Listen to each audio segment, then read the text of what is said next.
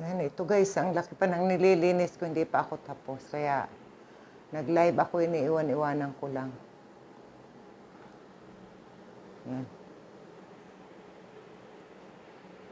Yan, ang ano, hindi ko nakukunan yung cabinet kasi makikita yung mga damit ng aking employer. Binubuksan ko lang aircon kasi hindi niya naman to ginagamit. Doon siya natutulog sa kwarto, sa visiting room. Yan.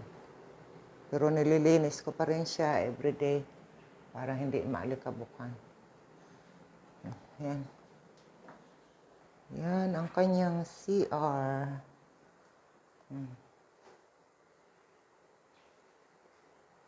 Yan mga guys, ito pa ang nililinis ko kaya libot-libot lang muna.